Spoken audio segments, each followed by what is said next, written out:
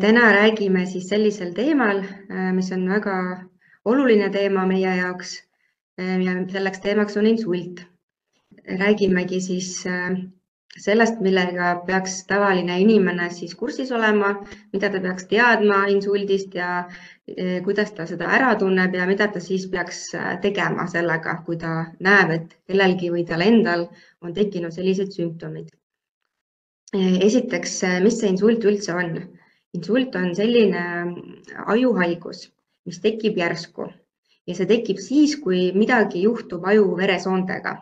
Tekib kas veresoone ummistus või tromb või siis veresoone lõhkemine. Igal juhul on sellisel puhul takistatud siis aju-verevool ja üks osa ajust siis võib hakata siis ära kärbuma. Tavaliselt selle tagajärjel siis ühe ajupiirkonna ajurakud siis võivad hukkuda ja neid enam siis tagasi pöörata ei saa. Ja selle põhjuseks ongi tavaliselt see, et ajurakud siis lihtsalt ei saa piisavalt hapnikku ja toitained, et ellu jääda. Ja tihti küsitakse seda, et milline insult mul siis oli, kas mul oli see, kus on tromb või see, kus on verejooks. Et seda insulti saabki jagada kaheks. Kõige levinum insult on išeemiline insult ja seda nimetatakse ka ajuinfarktiks. Ja seda esineb 85% juhtudest. Sinna alla kuulub ka selline seisund nagu transitoorne išeemiline atakk. Sellisel juhul kõik juhtub samamoodi, aga see seisund möödub ajas ja taastub täielikult. Aga seda tuleb võtta sama tõsiselt nagu ajuinfarkti. Ja teine insuldi liik on hemorraagiline insult. See tähendab siis, et aju tekib verevalandus. Tekib siis kas ajusisene verevalandus, mis esineb 10% juhtudest, või siis selline veel haruldasem ämblikpõrkeste alune verevalandus, mis on siis ainult 3% juhtudest. Ja siin on ka siis mõned pildid, mida teie arst võib siis näha. Kõige vasakpoolne on siis ajuinfarkt. See must ala, mis seal on näha, niimoodi kindlasti oma silmaga saate ka aru sellest, et seal ongi ajukoe kärbumine toimunud, et suur osa ajust on ära hävinenud. Keskmine pilt on siis ajuhemorraagia, ajusisene verevalandus, kus on näha, et see valge osa, see kõik on veri, et see on ka täitsa tavalisele inimesele arusaadav kindlasti pildi pealt, et väga suur osa ajust on saanud kannatada. Ja kolmas pilt, mis on kõige parempoolsem, seal on siis ämblikpõrkeste alune verevalandus ja see näeb välja selline natuke teistsugune, kuna see veri paikneb siis kestade vahel, ei paikne ajukoes endas, aga ta avaldab survet tugevalt ajukoele ja see seisund on hästi eluohtlik.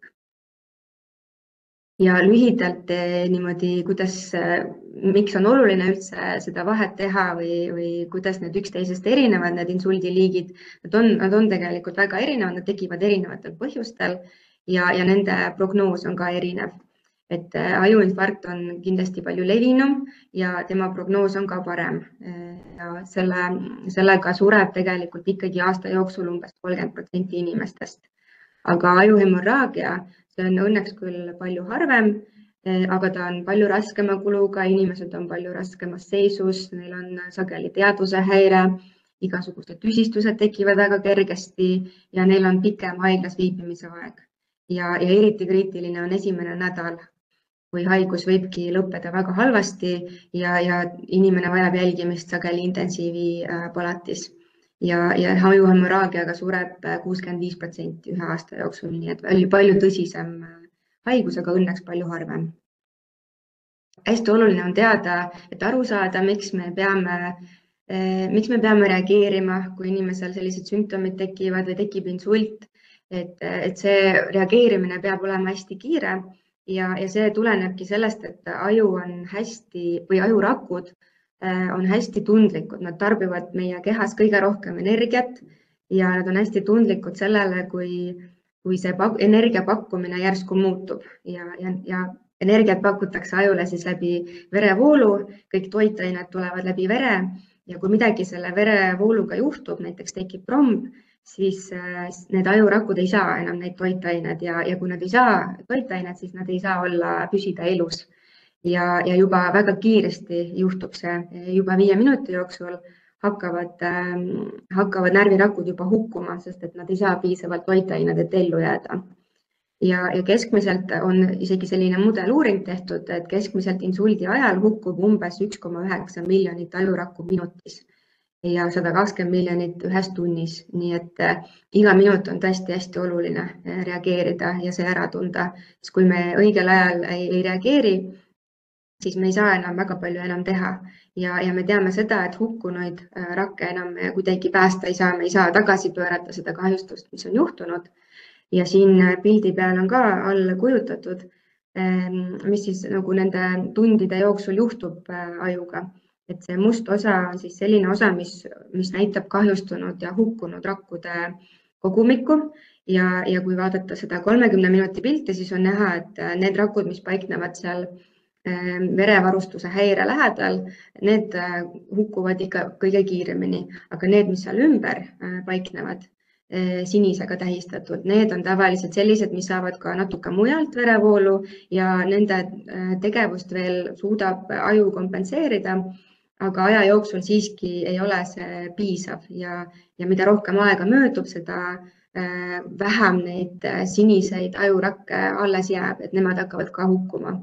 Ja meie saamegi raviga päästa just neid siniseid ajurakke, mis on veel töös, aga kui verevoolu me ei taasta, siis nad võivad hukkuda. Ja miks on sellest oluline rääkida?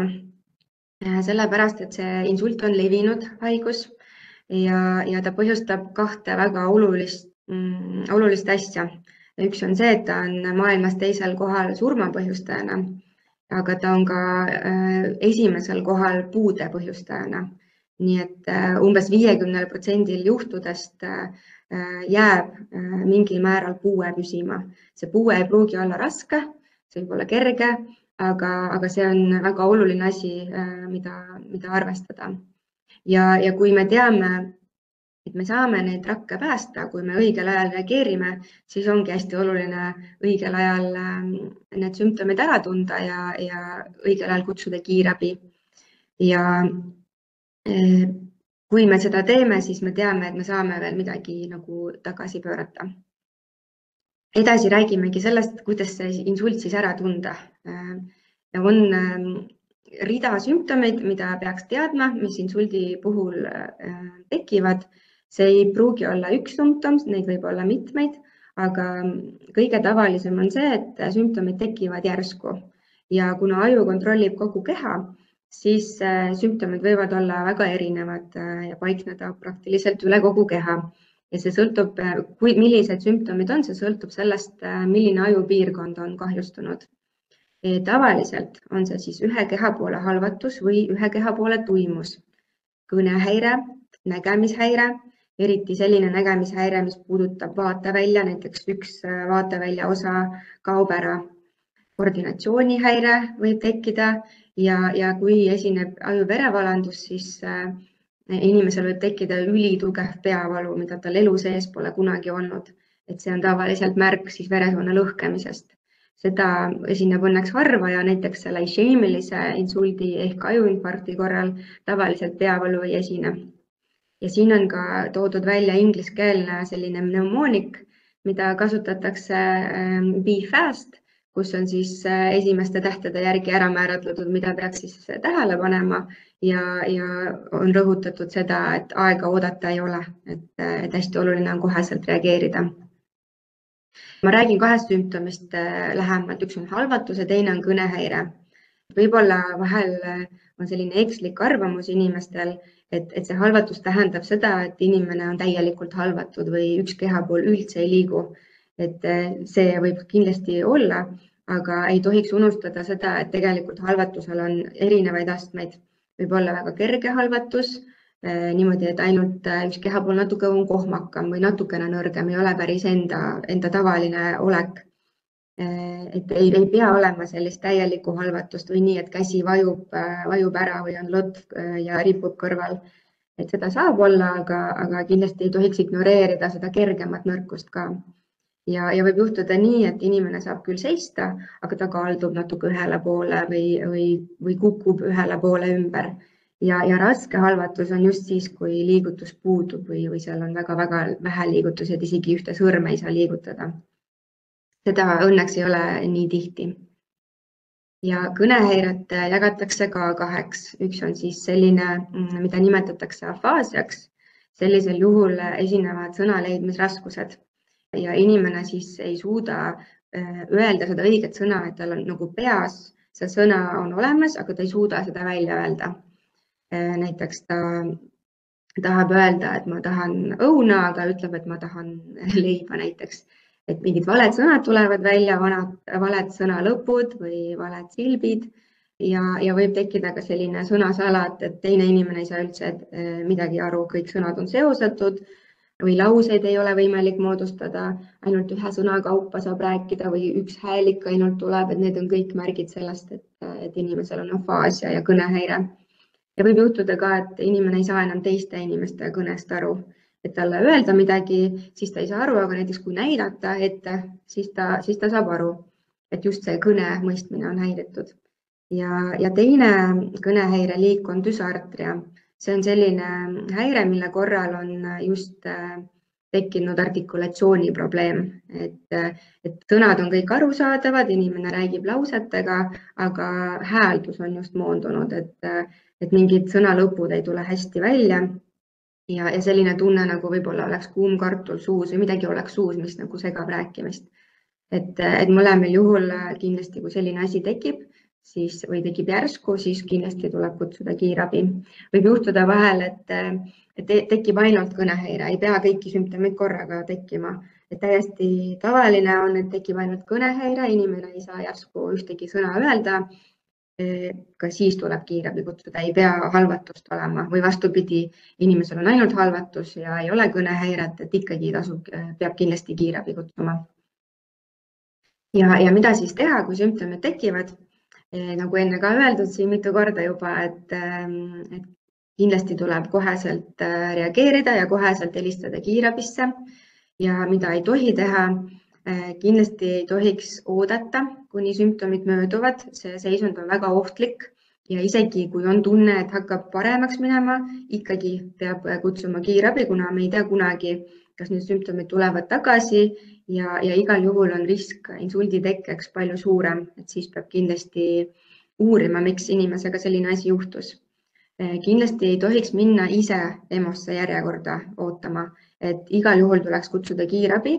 See tähendab seda, et teil on nagu eelisõigus pääseda järjekorrast ettepoole, kuna insult on väga aegkriitiline, me peame väga kiiresti tegutsema, siis kui te lähete EMO-sse ootama, siis te kaotate väga palju väärtuslikku aega. Mitte midagi tegemine on ka väga halb variant. Kindlasti ei tohi ka hakata ennast ise ravima mingite meetoditega, mitte ühtegi ravivõtet ei ole inimesel kodust võtta, et kõik ravimeetodid, mis on tõenduspõhised, kõiki saab teha ainult haiglas. Nii et kindlasti ükskõik, milline nendest sümptomitest tekib, kindlasti kutsuge ikkagi kiirabi ja kõige mõistlikum just kiirabi, mitte ise minna kohale, te saate lihtsalt palju kiiremini abi. Mis siis juhtub, kui inimene ei pöördu õigel ajal või mis need tagajärjed võiksid olla? Et esiteks on see, et tegelikult on aega meil umbes 4,5 tundi alates sümptomite algusest. Et siis on veel võimalik inimese ajurakke päästa. Kui see aeg läheb mööda, siis ei ole enam võimalik ravi rakendada.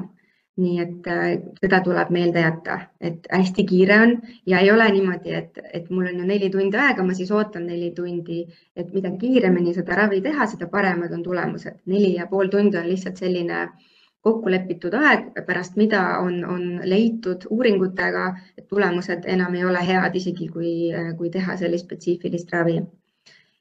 Ja me ei saa päästa lihtsalt neid ajurakke, mis on juba hävinenud.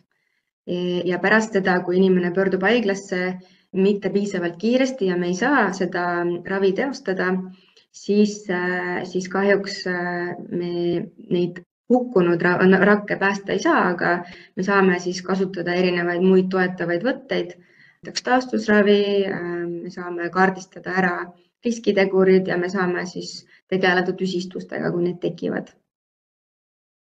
siin on siis ka väike nimekiri sellest, mis kasu sellest kohesest pöördumisest on.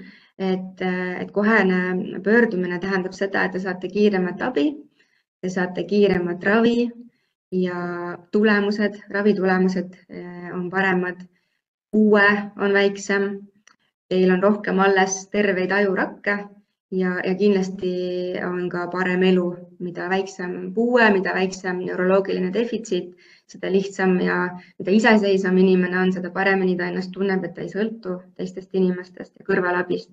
Nii et igal juhul, kui te pöördute kiiresti või te näete, et teie lähedasel või ükskõik millisel inimesel teie kõrval need sümptomid juhtuvad, siis te tagate talle parema elu, kui te pöördute kohe, helistate kiirabisse. Ja siin on ka selline Eesti mnemoonik tehtud, võib-olla kergemini, paremini meelde jääks, et mida siis teha sümptomite tekke korral, et tuleb kohe tegutseda, tuleb kohe kutsuda kiirabi, siis kui tekib kõnehäire, halvatus või näohalvatus, osaline näohalvatus, et kindlasti helistage 112. Ja see on kõige olulisem asi, mida insuldi kohta teada, et ülejäänud on juba tervishoiuasutuse tegevus. Eksperdid juba tegelevad, vaatavad edasi, kuidas teid aidata, et inimene ise ainsana on kõige olulisem, et ta teaks, et ta peab ikkagi kohe pöörduma. Tänan kuulamast.